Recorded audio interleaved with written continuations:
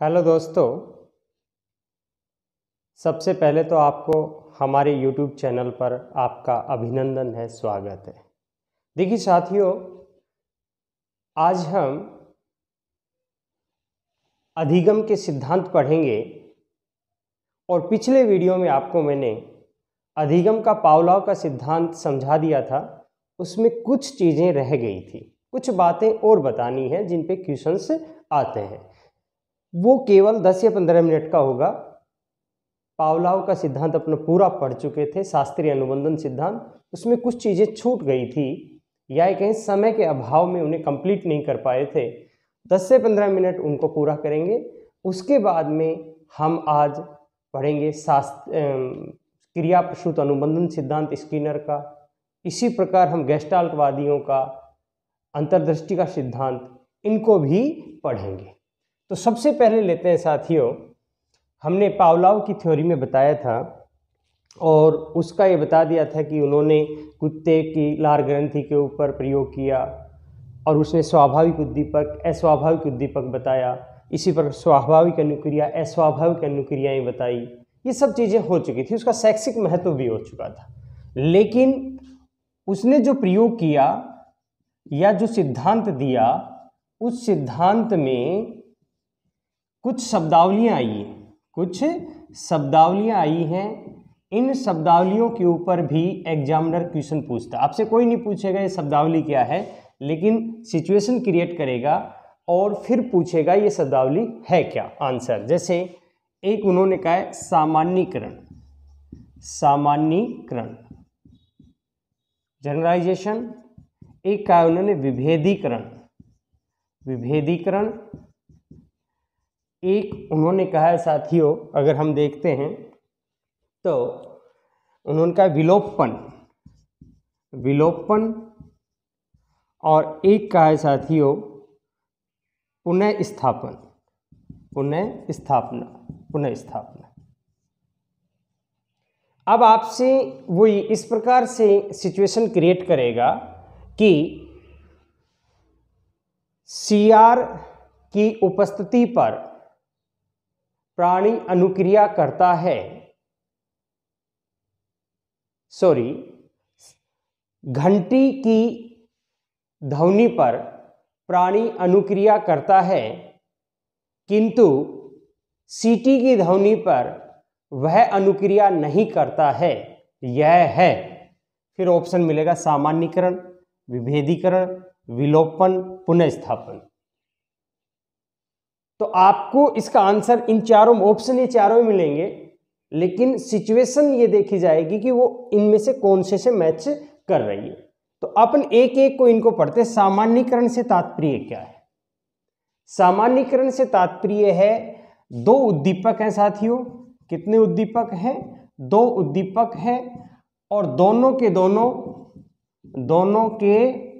दोनों अस्वाभाविक उद्दीपक है, अस्वाभाविक उद्दीपक है, उद्दीपक है। और इन दोनों पर ही प्राणी अनुक्रिया करता है, अनुक्रिया करता है। तो यह सामान्यीकरण कहलाएगा। जैसे आपको एग्जाम्पल से अच्छा समझ में आ जाएगा।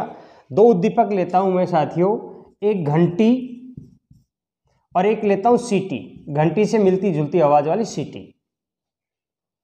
हमने घंटी बजाई और कुत्ते ने लार निकाली, लार स्रावित की, अनुक्रिया कर दी। घंटी यहां क्या था? उद्दीपक था। कैसा उद्दीपक था?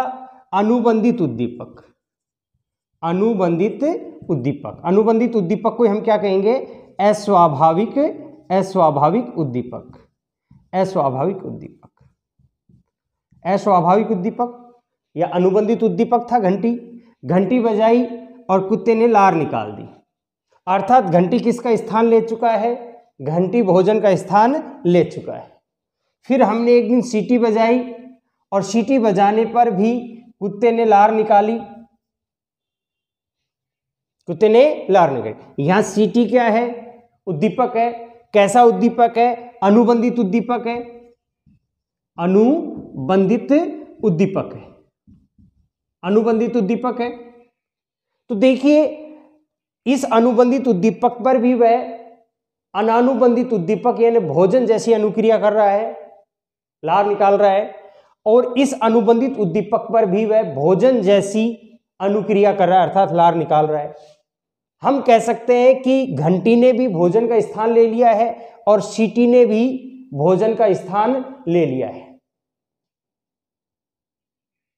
अर्थात इन दोनों में जब दोनों अस्वाभाविक उद्दीपकों के बीच में कोई अंतर नहीं कर पाता है प्राणी, अर्थात घंटी पर भी अनुक्रिया करता है और सीटी की ध्वनि पर भी अनुक्रिया करता है, तो वह जनरलाइजेशन कहलाएगा, सामान्यीकरण कहलाएगा। साथियों सरल से सरल भाषा में इसे यूँ समझें, आप कठिन न समझें कि मैं इसे सरल रूप में आपके सामने रख रहा हूँ, इससे सरल रूप में कोई भी व्यक्ति नहीं बता पाएगा। मैं ये कह रहा हूँ शॉर्ट में, घंटी की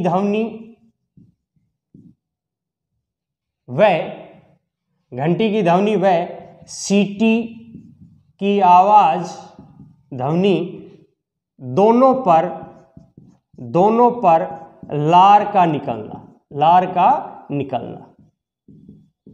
अर्थात हम ये कह सकते हैं घंटी की ध्वनि पर भी लार निकल रही है और सीटी की ध्वनि पर भी लार निकल रही है, अर्थात घंटी की ध्वनि पर भी अनुक्रिया हो रही है और सीटी की आवाज पर भी अनुक्रिया हो रही है।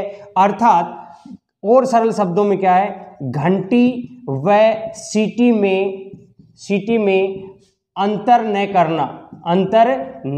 करना ही सामान्यीकरण है। जब प्राणी यानी कुत्ता घंटी और सीटी में अंतर नहीं कर पाता है, इसलिए घंटी की आवाज पे भी लार निकाल रहा है और सीटी की आवाज पर भी लार निकाल रहा है, तो वह सामान्यीकरण कहलाएगा साथियों। अब देखते हैं विभेदीकरण। विभेदीकरण क्या होता है साथियों? विभेदीकरण अंतर करता है। यहां अंतर नहीं कर रहा था कुत्ता सामान्यीकरण में। विभेदीकरण सामान्यीकरण के बिल्कुल ठीक विपरीत है, अर्थात इसमें क्या होगा साथियों, अंतर करेगा। घंटी की आवाज पर लार निकालता है और सीटी की आवाज या ध्वनि पर कुत्ता लार नहीं निकालता। घंटी की ध्वनि पर लार निकाल रहा है, अर्थात घंटी ने भोजन का स्थान ले लिया है, अर्थात घंटी पर वह अनुक्रिया कर रहा है, लेकिन सीटी की ध्वनि पर वह अनुक्रिया नहीं कर रहा है। तो हम कह सकते हैं कि सीटी को उसने भोजन का स्थान नहीं दिया है, अर्थात घंटी की ध्वनि और सीटी की ध्वनि में वह अंतर कर रहा है। इसलिए वो समझता है कि घंटी की आवाज पर तो तुझे भोजन मिलता है, सीटी की आवाज पर तुझे भोजन नहीं मिलता है, इसलिए वो घंटी की ध्वनि पर तो लार निकाल देता है, सीटी की ध्वनि पर वह लार नहीं निकालता है। तो इसे कहा जाएगा साथियों विभेदीकरण। यानी दोनों कृत्रिम उद्दीपक हैं और दोनों कृत्रिम उद्दीपकों में से एक कृत्रिम उद्दीपक को तो उसने स्वाभाविक उद्दीपक का स्थान दे दिया है, दूसरे कृत्रिम उद्दीपक के प्रति वह अनुक्रिया इसलिए नहीं कर रहा है क्योंकि उसने उसे स्वाभाविक उद्दीपक का स्थान नहीं दिया है। तो ये साथियों कहलाएगा आपका विभेदीकरण। सरल भाषा में फिर बात कर लेंगे। अब आता है विलोपीकरण। विलोपीकरण क्या है साथियों, या विलोपन क्या है? तो देखिए विलोपन की स्थिति कब आएगी? पहले अनुबंधन बनेगा। अनुबंधन कब बनेगा? देखिए अनुबंधन की स्थिति किसे कहेंगे? अनुबंधन साथियों हम उसे कहेंगे, कंडीशनिंग उसे कहेंगे जब अस्वाभाविक उद्दीपक यानी अनुबंधित उद्दीपक, और अनुबंधित उद्दीपक था घंटी की ध्वनि पर कुत्ता लार निकालता है, लार स्रावित करता है। किस पर? घंटी की ध्वनि पर। तो घंटी कैसा उद्दीपक था? अनुबंधित उद्दीपक था, और ये अनुक्रिया भी कैसी होगी? अनुबंधित अनुक्रिया। लेकिन अब आपको ऐसा लगेगा जैसे ही घंटी की ध्वनि पर कुत्ते ने लार निकालने लग जाता है, तो हम ये कहते हैं कि कुत्ता अब यह सीख गया है कि ये घंटी बजती है, उसके बाद में तुझे भोजन मिलता है। अभी हम भोजन नहीं दे रहे हैं कुत्ते को, घंटी बजाई, भोजन नहीं दिया, फिर भी भोजन पे जो उसे अनुक्रिया करनी थी वही अनुक्रिया उसने घंटी की ध्वनि पर की। इस स्थिति को हम कहेंगे साथियों कंडीशनिंग, अनुबंधन। अब आपको ये लगेगा अनुबंधन शुरुआत में नहीं होगा, घंटी पहले हम क्या देंगे उसे, भोजन, बात हुई थी तो कुत्ता लार निकालेगा। अगले दिन हम क्या करेंगे, घंटी बजाएंगे, फिर भोजन देंगे, लार निकालेगा। फिर अगले दिन घंटी बजाएंगे, भोजन देंगे, फिर लार निकालेगा। घंटी बजाएंगे, भोजन देंगे, फिर लार निकालेगा। इस क्रिया को हम कई दिन दोहराएंगे तो केवल हम घंटी बजाएंगे और फिर भोजन नहीं देंगे तो भी कुत्ता यह समझ जाता है कि इस आवाज के बाद में तुझे भोजन मिलता है, इसलिए भोजन के प्रति जो वो लार निकालता था वह लार भोजन की बिना उपस्थिति के भी केवल घंटी की ध्वनि पर लार निकाल देता है। इस स्थिति को साथियों अनुबंधन कहा जाता है। तो विलोपन के लिए क्या जरूरी है, पहले अनुबंधन स्थापित होगा फिर विलोपन होगा। अब आते हैं साथियों विलोपन पर। विलोपन सरल भाषा में कहूं कि अनुबंधन का समाप्त होना। अनुबंधन कब हुआ है, केवल घंटी की ध्वनि पर कुत्ता लार निकालता है तो वो अनुबंधन है, और केवल हम घंटी की ध्वनि बजाएं और कुत्ता लार न निकाले तो ये विलोपन है। विलोपन कैसे होगा वो देखें साथी। हम घंटी की ध्वनि बजाएं, कुत्ता लार निकालेगा पक्की बात है, क्योंकि अनुबंधन बन चुका है। अगले दिन फिर घंटी बजाएं, कुत्ता लार निकालेगा, और इस क्रिया को हम कई दिन दोहराएं तो एक दिन ऐसा होगा घंटी की ध्वनि बजेगी लेकिन कुत्ता लार नहीं निकालेगा। आप कहोगे ऐसा क्यों, देखिए यहां लार की मात्रा ज्यादा रहेगी, दूसरे दिन जब हम भोजन नहीं देंगे केवल घंटी बजाएंगे लार की मात्रा थोड़ी और कम हो जाएगी, तीसरे दिन और ज्यादा कम हो जाएगी, चौथे दिन और ज्यादा कम हो जाएगी, और एक दिन ऐसा आएगा कि घंटी की ध्वनि बजेगी लेकिन सुनाई देगी कुत्ते को, लेकिन वह लार स्रावित नहीं करेगा। अर्थात अब घंटी जो उद्दीपक था उसका अनुक्रिया करवाने की क्षमता, प्राणी से अनुक्रिया करवाने की क्षमता खो देता है, क्योंकि इसमें यह क्षमता किससे आई थी, बार बार हमने इसके बाद में भोजन प्रस्तुत किया था, घंटी बजाई भोजन दिया, घंटी बजाई भोजन दिया, घंटी बजाई भोजन दिया। इस वजह से कुत्ता यह समझने लग गया था कि इस घंटी की ध्वनि के बाद तुझे भोजन मिलता है, इसलिए भोजन का स्थान किसको दे दिया उसने, घंटी को दे दिया। भोजन पे जो अनुक्रिया करनी थी वही अनुक्रिया किस पे करने लग गया था, घंटी पर। इस कंडीशन की वजह से, इस सिचुएशन की वजह से, इस शर्त की वजह से कि बार बार हमने इसे भोजन से पहले प्रस्तुत किया घंटी को, तब जाकर घंटी में यह क्षमता आई थी। अब हमने बार बार जब घंटी बजाई और भोजन नहीं दिया तो कुत्ता यह समझ गया कि पागल बनाया जा रहा है, तेरे को बावड़ा बनाया जा रहा है। इसलिए कुत्ते ने क्या किया, आगे जाके इसके ऊपर कोई अनुक्रिया नहीं की, कोई रेस्पॉन्स नहीं किया। तो अनुक्रिया करवाने की क्षमता अब इसमें खत्म हो गई। जब घंटी की ध्वनि पर या घंटी की प्रस्तुति पर कुत्ता अनुक्रिया नहीं करे तो यह क्या कहलाएगा, विलोपन कहलाएगा। साथियों विलोपन में आता हूं कि घंटी बजी, कुत्ते ने लार नहीं निकाली, यह कहलाएगा विलोपन। घंटी बजी लेकिन कुत्ते ने लार नहीं निकाली, यानी सिद्धांत का विलोप हो गया है, विलुप्त हो गया है, समाप्त हो गया है। अब आता है साथियों पुनः स्थापन। पुनः स्थापन कब आएगा, देखिए विलोपन कब आ रहा था, जब अनुबंधन स्थापित हो गया उसके बाद में। पुनः स्थापन कब होगा, यह विलोपन के बाद होगा, विलोपन के बाद। विलोपन की स्थिति आपको समझ में आएगी कि घंटी बजी लेकिन कुत्ते ने लार नहीं निकाली, यह विलोपन है। अब आता है कि पुनः स्थापन। पुनः स्थापन कई दिनों बाद हम अचानक एक दिन घंटी बजाते हैं और कुत्ता यह भूल जाता है कि तुझे इसके बाद में भोजन नहीं मिलता है, बल्कि उसे पहले वाली बातें याद आ जाती हैं कि घंटी की आवाज सुनते उसे लगता है कि यार भोजन मिलेगा, और कुत्ता पुनः लार निकाल देता है।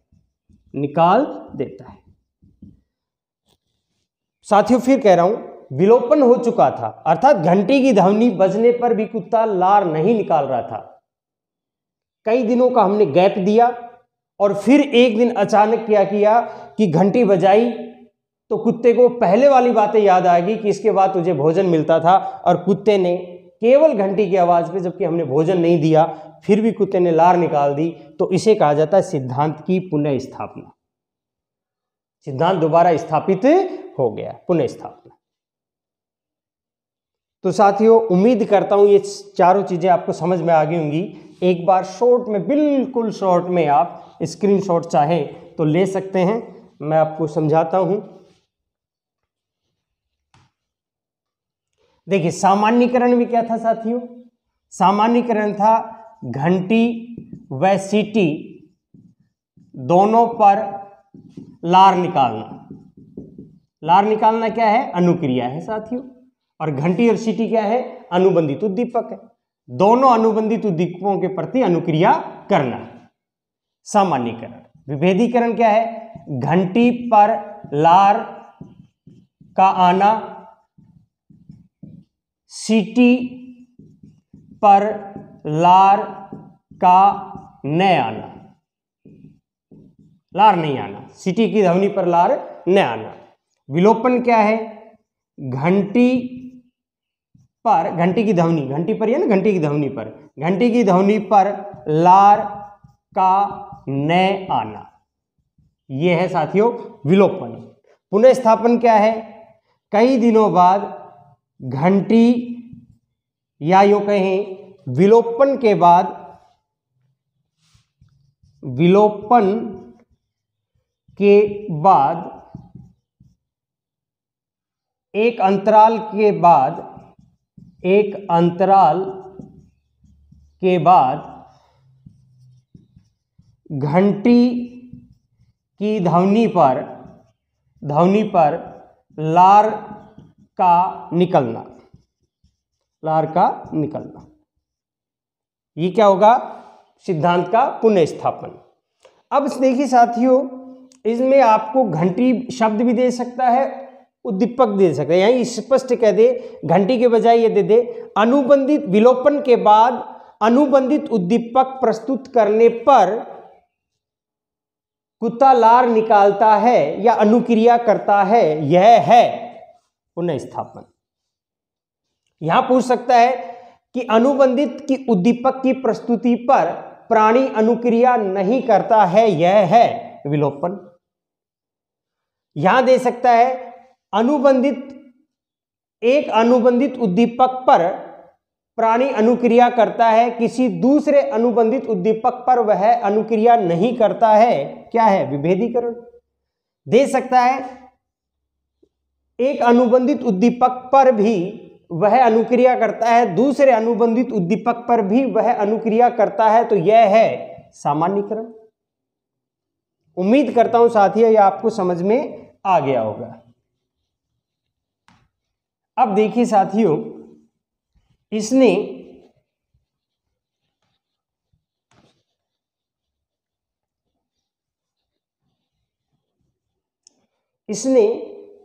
चार प्रकार के कालिक अनुबंधन बताएं। कालिक अनुबंधन, कालिक अनुबंधन, कालिक अनुबंधन, काल यानी समय, कालिक यानी समय, अनुबंधन यानी समय के अनुसार जो अनुबंधन बनता है, अनुबंधन बनता है, उसे ही साथियों कालिक अनुबंधन कहते हैं, कालिक अनुबंधन कहते हैं।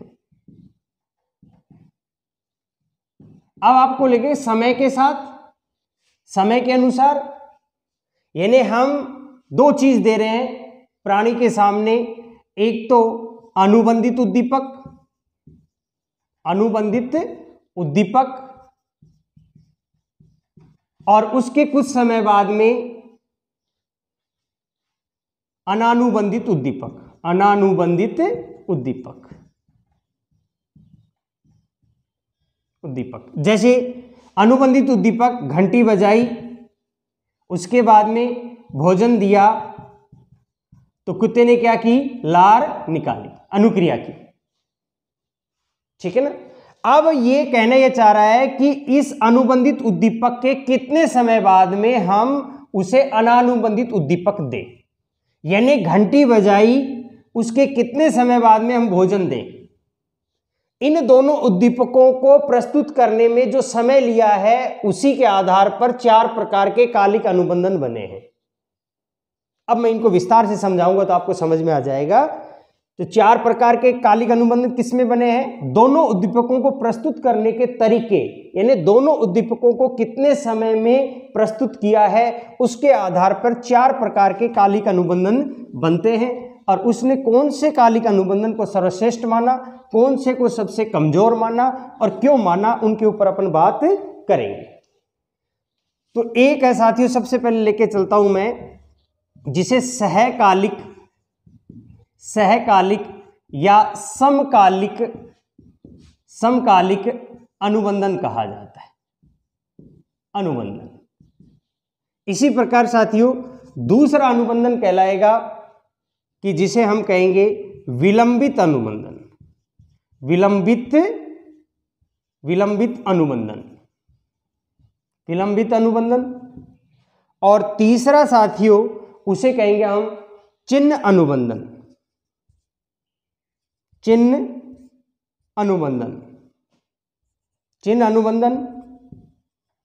और चौथा प्रकार का अनुबंधन बताता है, वो कहता है बैकवर्ड, इंग्लिश शब्द बैकवर्ड कंडीशनिंग, जिसे पश्चागामी अनुबंधन या पृष्ठोन्मुखी अनुबंधन। ये 4 प्रकार के अनुबंधन बताता है। साथ है क्या? सहकालिक या समकालिक। सह यानी साथ साथ, सम यानी बिल्कुल एक समान, इसलिए इसे सिमुलेनियस कंडीशनिंग कहा जाता है। तो इसमें क्या किया जाता है, एक ही समय पर, बिल्कुल मान लीजिए ठीक 7 बजे आपने घंटी बजाई तो भोजन भी ठीक 7 बजे दे दिया। 1 सेकंड, आधा सेकंड का भी अंतर नहीं लिया, ठीक 7 बजे आपने भोजन दे दिया। यानी दोनों उद्दीपक घंटी और भोजन दोनों एक साथ प्रस्तुत किए। और इस चीज को आपने कई दिन दोहराया। घंटी बजाई, घंटी और भोजन एक साथ प्रस्तुत किया, दूसरे दिन घंटी भोजन एक साथ प्रस्तुत किया, तीसरे दिन भी घंटी भोजन एक साथ प्रस्तुत किया। एक दिन केवल आपने घंटी प्रस्तुत की, भोजन प्रस्तुत नहीं किया, तो भी कुत्ता क्या निकालता है? लार निकालता है।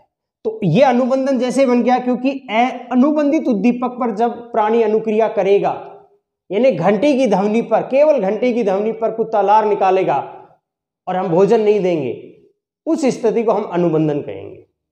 तो देखिए साथियों, अनुबंधन तो बन गया, लेकिन अनुबंधन बना कैसे है? दोनों उद्दीपकों को हमने साथ साथ प्रस्तुत किया है, कोई अंतर नहीं लिया। ठीक 7 बजे घंटी बजाई और उसी ठीक 7 बजे एक साथ उसे भोजन दिखाया, और इस क्रिया को कई दिन दोहराया, तब जाके जो अनुबंधन बना उसको हम सहकालिक या समकालीन अनुबंधन कहते हैं। अब आते हैं साथियों विलंबित अनुबंधन। विलंबित अनुबंधन आप इस प्रकार से समझें कि मान लीजिए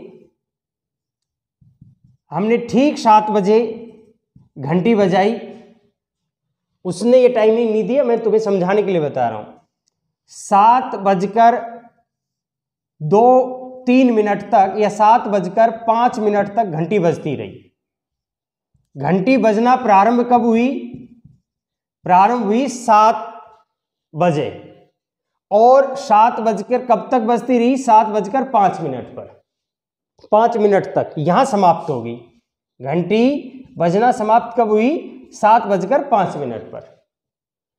अब देखिए, जब घंटी की ध्वनि प्रारंभ हुई 7 बजे, तब तो हमने भोजन दिया नहीं। क्या नहीं दिया? उस समय भोजन नहीं दिया।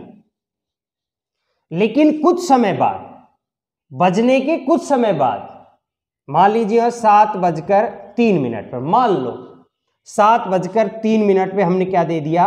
भोजन दे दिया। तो हमने डिले कर दिया, हमने विलंब कर दिया।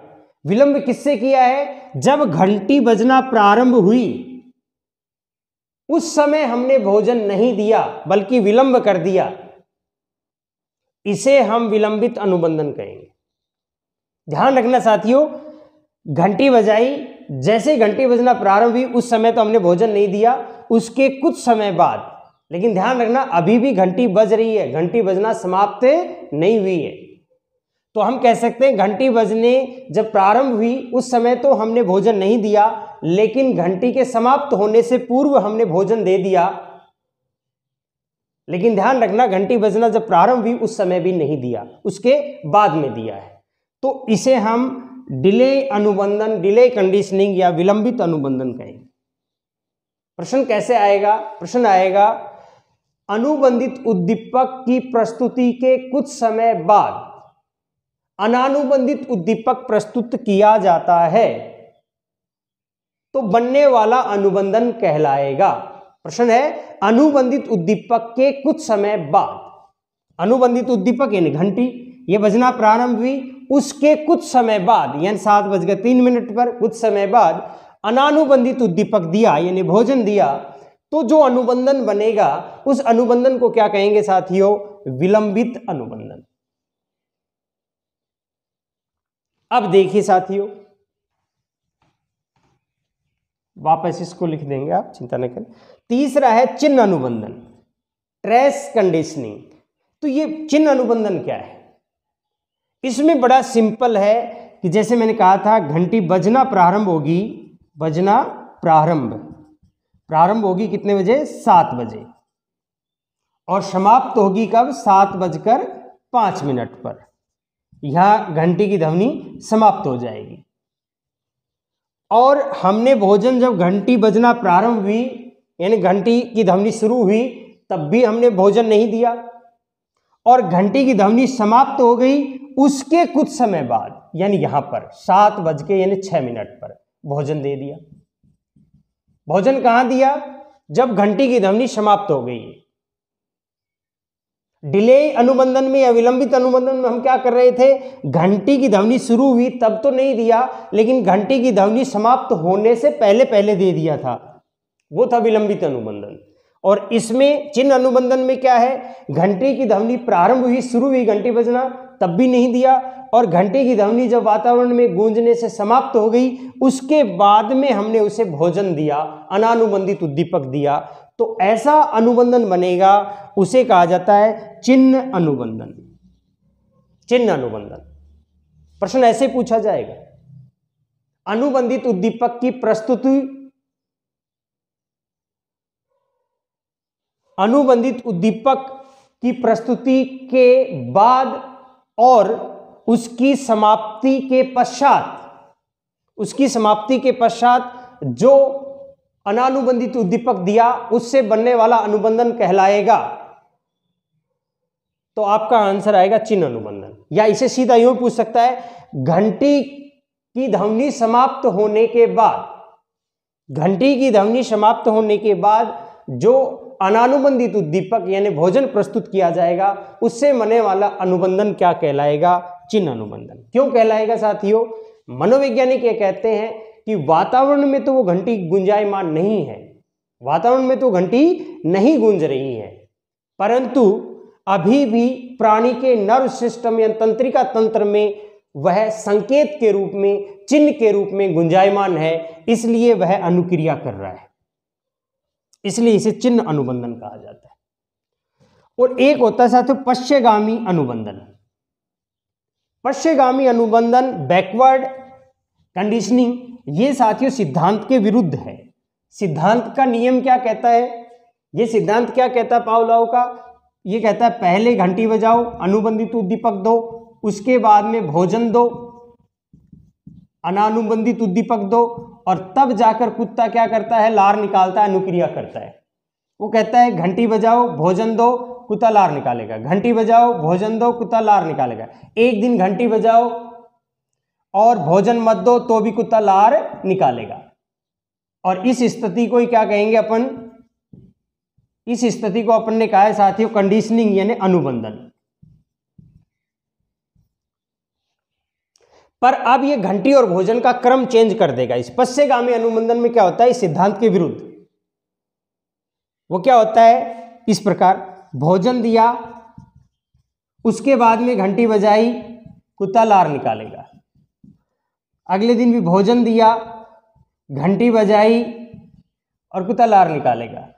इस प्रकार भोजन दिया, घंटी बजाई, कुत्ता लार निकालेगा। एक दिन क्या होगा, केवल और केवल हम घंटी बजाएं, पहले भोजन प्रस्तुत कर रहे थे, घंटी बजाएं, कुत्ता लार निकालेगा, तो यह अनुबंधन बनेगा। इस अनुबंधन को कहा जाएगा बैकवर्ड या पश्चगामी अनुबंधन। बैकवर्ड कंडीशनिंग, पृष्ठोन्मुखी अनुबंधन या पश्चगामी अनुबंधन। ध्यान रखना साथियों, वैसे देखिए सिद्धांत के विपरीत है, क्योंकि पहले आपने भोजन दे दिया, स्वाभाविक उद्दीपक दे दिया, उसके बाद में घंटी बजाओ, क्या मतलब है। लेकिन पावलोव कहता है इस तरीके से भी अनुबंधन तो बनता है। अब आपको यह समझना है कि वो कहता है इन चारों प्रकार के अनुबंधनों में सबसे ज्यादा सुदृढ़ अनुबंधन किससे बनता है। यहां अनुबंधन सबसे ज्यादा ताकतवर या अनुबंधन सबसे ज्यादा शक्तिशाली या सबसे सुदृढ़ अनुबंधन से तात्पर्य क्या है, जब प्राणी यानी कुत्ता ज्यादा से ज्यादा लार निकालेगा, उसकी मात्रा, लार की मात्रा ज्यादा होगी, वह अनुबंधन सबसे सुदृढ़ या सबसे मजबूत अनुबंधन माना जाएगा। और वो कहता है इस विलंबित अनुबंधन में कुत्ता सबसे ज्यादा लार स्रावित करता है, तो विलंबित अनुबंधन सर्वश्रेष्ठ अनुबंधन है, सबसे सुदृढ़ अनुबंधन है। और साथियों विलंबित अनुबंधन में आपको मैंने समझाया था क्या स्थिति थी कि जब घंटी बजना प्रारंभ हुई तब तो हमने भोजन नहीं दिया, घंटी बजना प्रारंभ हुई तब तो हमने भोजन नहीं दिया, उसके कुछ समय बाद में हमने भोजन दे दिया, लेकिन घंटी यहां जाकर उसकी ध्वनि समाप्त हुई है। अर्थात घंटी की ध्वनि समाप्त होने से पहले दे दिया और घंटी के जब बजने लगी उसके कुछ समय बाद, यानी बीच में जब हमने अनानुबंधित उद्दीपक दिया, भोजन दिया, उस स्थिति को हमने विलंबित अनुबंधन कहा था। और इस अनुबंधन में कुत्ता लार की मात्रा सबसे ज्यादा स्रावित करता है, ज्यादा लार निकालता है सबसे ज्यादा, इसलिए इसे सबसे ज्यादा सुदृढ़ या सबसे मजबूत अनुबंधन कहा है। और उसने कहा है कि ये अनुबंधन है ना, दोनों सहकालिक और पश्चगामी अनुबंधन में वह लार की मात्रा सबसे कम निकालता है। इन दोनों में बात करें सबसे कम, इसमें सबसे कम लार की मात्रा यानी सबसे कमजोर अनुबंधन कौन सा है, पश्चगामी अनुबंधन। अगर यह ऑप्शन में नहीं हो तो यह भी कमजोर अनुबंधन ही कहलाता है। और सबसे ज्यादा अच्छा अनुबंधन विलंबित अनुबंधन। साथियों उम्मीद करता हूं कि ये आपको बहुत अच्छे से समझ में आए होंगे। इनको शॉर्ट में अपन एक बार इस प्रकार समझ सकते हैं, अगर आप समझें 7 बजे घंटी बजना प्रारंभ हुई और बजना प्रारंभ हुई उसी समय यानी ठीक 7 बजे ही भोजन दे दिया। और इस क्रिया को हमने कई दिन दोहराया, फिर एक दिन केवल घंटी बजाई, भोजन नहीं दिया, तो जो अनुबंधन बनेगा सहकालिक या समकालिक अनुबंधन। इसमें क्या था ये बता ही दिया, 7 बजे घंटी बजना प्रारंभ हुई और 7:05 पे समाप्त हुई। और हमने भोजन कब दिया, भोजन दिया 7:03 पर। अर्थात जब घंटी बजना प्रारंभ हुई तब नहीं दिया, लेकिन घंटी की ध्वनि समाप्त होने से पहले दिया, तो विलंबित अनुबंधन। और देखिए साथियों चिन्ह अनुबंधन में क्या था, 7 बज के घंटी बजना प्रारंभ हुई और 7:05 पर घंटी की ध्वनि समाप्त होगी और समाप्त होने के बाद में 7:06 पे हमने भोजन दिया, तो वो था चिन्ह अनुबंधन। पश्चगामी अनुबंधन में क्या है साथियों, यहां तक हम पहले घंटी बजा रहे हैं फिर भोजन दे रहे हैं, चाहे वो सहकालिक अनुबंधन हो, विलंबित अनुबंधन में और चिन्ह अनुबंधन में हम पहले घंटी बजा रहे हैं फिर भोजन दे रहे हैं। लेकिन यहां पर क्या है, यहां पर क्या होगा, पहले भोजन और फिर घंटी बजाएंगे। इस क्रिया को कई दिन दोहराएंगे और एक दिन केवल हम घंटी बजाएंगे और कुत्ता लार निकालेगा, तो इस अनुबंधन को हम कहेंगे पश्चगामी अनुबंधन। उम्मीद करता हूं ये साथी बहुत अच्छे से आपको समझ गए। इसमें बच्चों के क्वेश्चंस आते हैं और बच्चे इसमें बहुत ज्यादा कंफ्यूज रहते हैं और घबरा जाते हैं। अब इसी सिद्धांत में मैंने कहा था वाटसन साहब ने भी एक अपने बच्चे अल्बर्ट, 11 माह का उनका बेटा था अल्बर्ट, उनके ऊपर उन्होंने प्रयोग किया खरगोश के ऊपर, उसे 2 मिनट में बता देते हैं। देखिए साथियों, इसमें क्या हुआ कि ये अल्बर्ट है, अल्बर्ट वाटसन का बेटा है, खुद का बेटा था उनका, 11 माह का उनका बेटा था। अब इसके सामने देखिए क्या किया जाता है, एक खरगोश लाया जाता है, खरगोश। जैसे ही खरगोश लाया जाता है और उसके सामने एक हॉरर साउंड, तेज आवाज निकाली जाती है, डरावनी आवाज निकाली जाती है, डरावनी आवाज। जैसे डरावनी आवाज आती है बच्चा डर जाता है, रोने लगता है। अगले दिन फिर खरगोश प्रस्तुत किया जाता है, फिर हॉरर साउंड आता है, बच्चा डर जाता है। अगले दिन फिर खरगोश लाया जाता है, डरावनी आवाज लाई जाती है, बच्चा डर जाता है, रोने लगता है। एक दिन क्या जाता है, केवल खरगोश लाया जाता है, खरगोश बच्चे के सामने प्रस्तुत किया जाता है और यह साउंड नहीं निकाली जाती, डरावनी आवाज नहीं निकाली जाती है, फिर भी बच्चा डर जाता है, रोने लगता है।